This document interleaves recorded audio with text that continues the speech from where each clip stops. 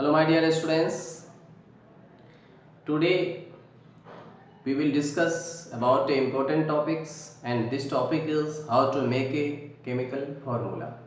आज जो हम टॉपिक के बारे में डिस्कस करेंगे वो एक बहुत ही महत्वपूर्ण टॉपिक्स है, ठीक है। और इस टॉपिक से रिलेटेड आपको प्रत्येक प्रतियोगी परीक्षा में, चाहे वो एकेडमिक हो या कॉम्पिटिटिव हो, सभी एग्जाम में कोई न कोई आपको इससे रिलेटेड क्वेश्चन ज़रूर आता है, ठीक है। तो आज का हमारा टॉपिक्स है how to make a chemical formula, ठीक है। और सबसे पहले हम बताते हैं आपको कि केमिकल फार्मूला क्या होता है, और ये इसलिए ज़रूरी है क्योंकि आप जब भी किसी, चाहे वो आरआरबी हो, एनडीपीसी हो या बीटेक एग्जाम हो, जीमेन हो, ठीक है, या मेडिकल एंट्रेंस हो, सभी किसी न किसी प्रतियोगी परीक्षा में जो होता है इससे रिलेटेड आपको क्वेश्चन ज़रूर आता है, ठीक है। तो सबसे पहले आप देखिए केमिकल फार्मूला क्या होता है, उसके बाद हम आपको बताएंगे कि हाउ टू मेक, यानी कि कैसे केमिकल फार्मूला को बनाया जाता है, ठीक।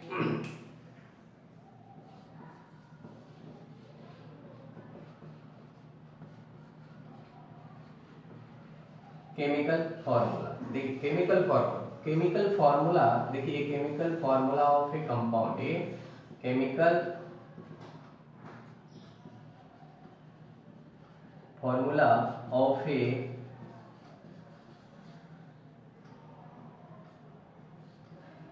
compound is a symbolic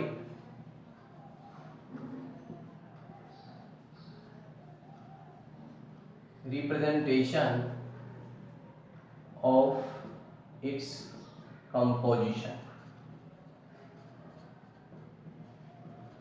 क्या होता है? A chemical formula of a compound is a symbolic representation of its composition। जैसे मान लीजिए हम लेते हैं एक फार्मूला लेते हैं H2SO4 है, ये सल्फ्यूरिक एसिड का केमिकल फार्मूला। किस चीज़ का है ये? सल्फ्यूरिक एसिड का केमिकल फार्मूला है। जो कोई भी केमिकल फार्मूला जो होता है इस चीज़ को रिप्रेजेंट करता है कि उस कंपाउंड में किसी भी एलिमेंट्स का क्या कंपोजिशन। जैसे इसमें हाइड्रोजन 2 है, हाइड्रोजन के एटम्स कितने हैं? हाइड्रोजन एटम्स 2 है, सल्फर एटम्स 1 है, और ऑक्सीजन एटम्स जो होते हैं 4 होता है। इस चीज़ को रिप्रेजेंट करता है कि कोई भी एटम्स जो होते हैं कितने संख्या में, ठीक है, उसका कंपोजिशन को रिप्रेजेंट करता है एक केमिकल फार्मूला, ठीक है। तो अब सबसे पहले आप देखिए केमिकल फार्मूला बनता कैसे है, ठीक। देखिए फार्मूला जो होता है, सबसे पहले आपको एक बहुत ही इजी तरीका मैं बताता हूं आपको, इजी ट्रिक्स है कि metal plus non metal, metals plus non metal equal to क्या बन जाता है? कंपाउंड्स बन जाता है, ठीक है। कोई भी फार्मूला बनाने में क्या होता है कि एक मेटल होता है, एक नॉन मेटल होता है, या आप यहां कर सकते हैं पॉजिटिव प्लस नेगेटिव, यानी कि पॉजिटिव आयन होना चाहिए, नेगेटिव, आपको एक फार्मूला बन जाएगा।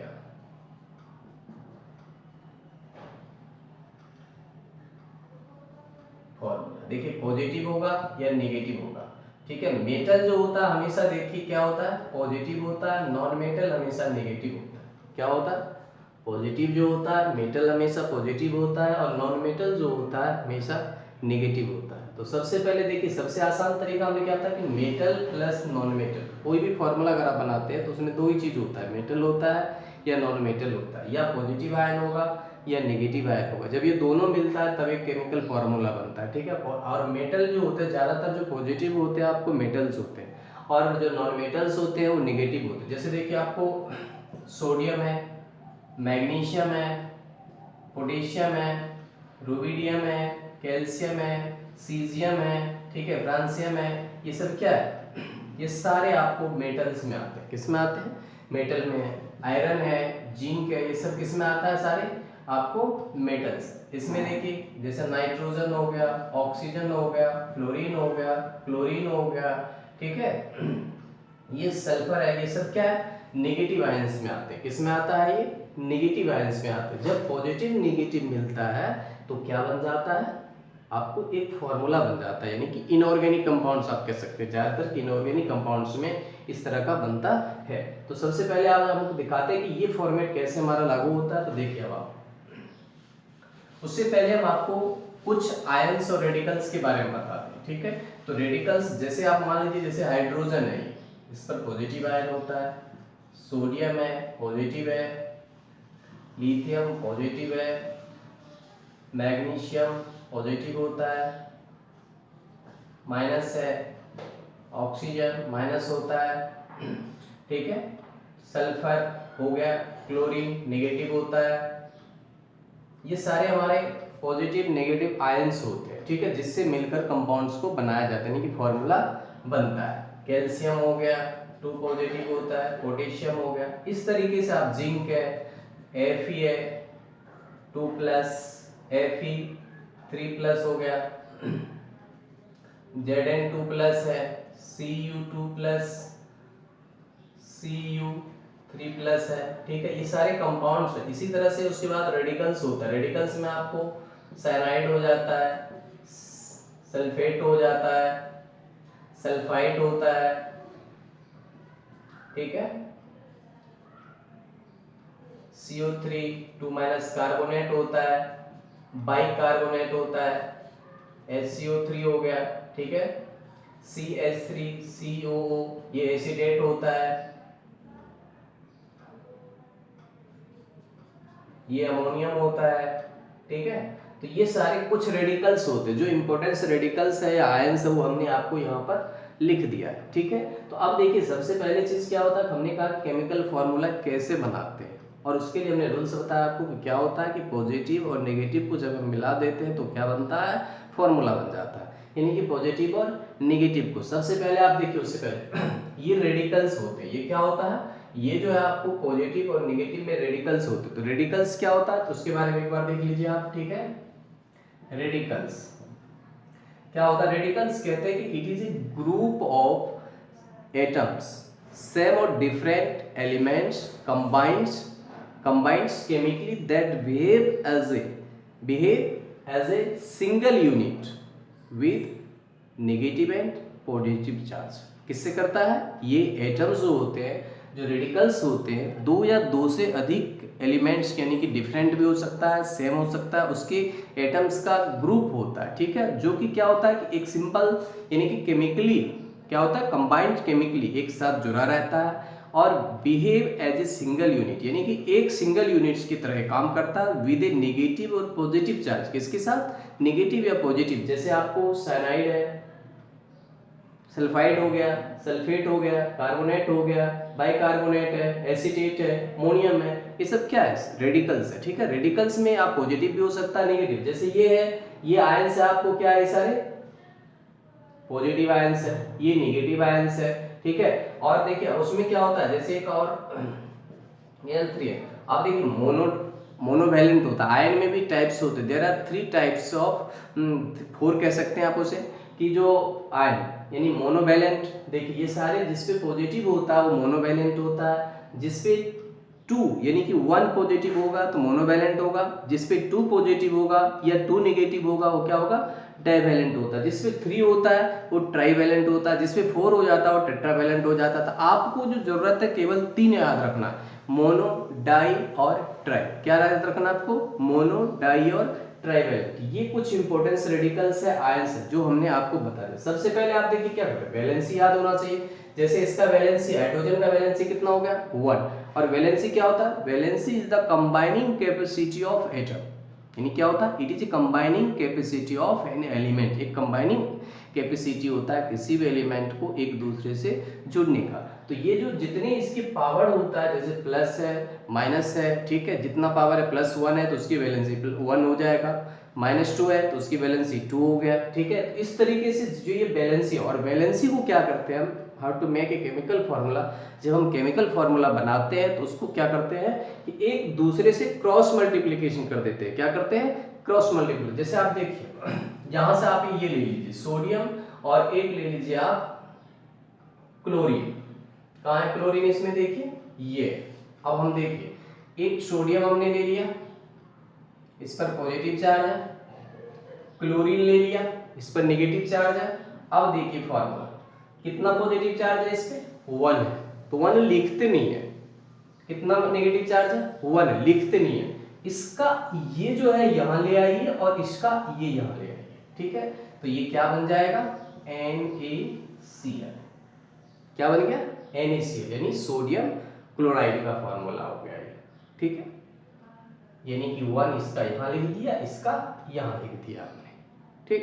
उसके बाद देखिए आप, जैसे आप सोडियम ले लीजिए, पॉजिटिव होता है, एक हम यहां से कार्बोनेट ले लेते हैं, ठीक।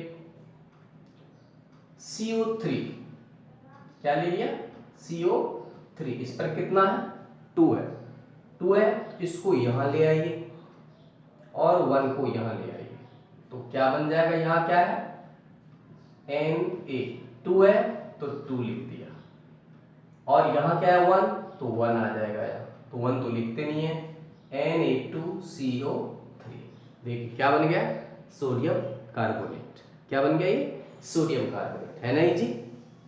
आप एक वैलेंसी याद रखिए, और वैलेंसी का भी एक तरीका होता है कि जितना भी आउटर मोस्ट ऑर्बिटल इलेक्ट्रॉन्स है, लेकिन जो रेडिकल्स होते हैं ये पॉजिटिव नेगेटिव पर डिपेंड होता है, कि वैलेंसी को एक दूसरे की जगह ले, जैसे इसका वैलेंसी यहाँ लिख दीजिए, इसका यहाँ लिख दीजिए, आपको अपने आप फॉर्मूला प्राप्त हो जाएगा, ठीक है। नेक्स्ट आप देखिए, जैसे हम क्या लेते हैं, मैग्नीशियम है,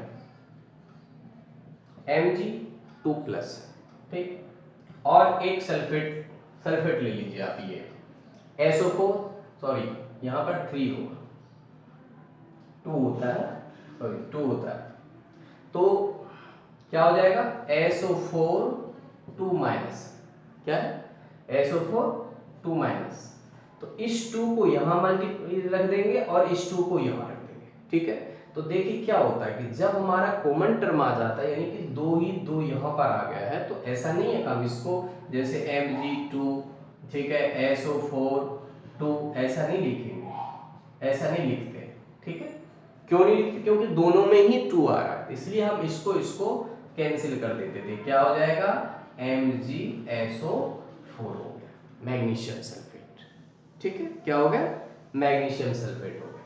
अब आप, ये फॉर्मूला बन गया, अब आप दूसरा ले लीजिए, जैसे हमारे पास ये कैल्शियम ले लीजिए, यहाँ पर है कैल्शियम, क्या है, एक हाइड्रोक्साइड आयन है आपका, निगेटिव हो जाएगा, हाइड्रोक्साइड है, जैसे कैल्शियम है और कार्बोनेट ले लीजिए, Ca2+ है, क्या है, Ca2+, और कार्बोनेट कितना है, CO3 2-, ठीक है, कार्बोनेट पे, तो 2, इसको क्या करेंगे, जैसे इसमें आपने यहां से किया था, इसको यहां से कर दीजिए, जैसे ये यहां हो जाएगा, तो क्या बन जाएगा यहाँ पर, जैसे Ca2 का आप यहाँ करोगे तो यहाँ हो जाएगा CO3,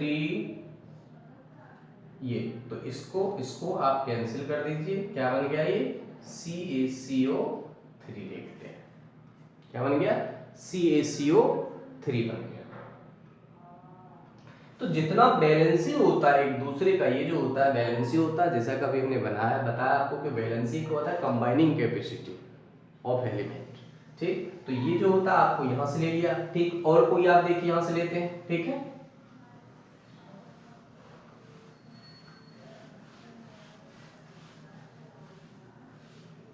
जैसे देखिए यहाँ अब हम लेते हैं सोडियम ले लिया, Na+ है, और यहां से ये हाइड्रोक्साइड ले लीजिए, OH- है, देखिए 1 यहां से यहां आ जाएगा, ये यहां से यहां जाएगा, तो क्या बन गया, NaOH बन गया, क्या बन गया, NaOH। जैसे पोटेशियम है ये, ठीक है, क्या है, पोटेशियम है, तो K पॉजिटिव हो गया, हाइड्रोक्साइड आयन है, इसको यहां ले आइए, इसको यहां, ये यहां से आ जाता है, ये क्या हो जाए, KOH हो गया, ठीक।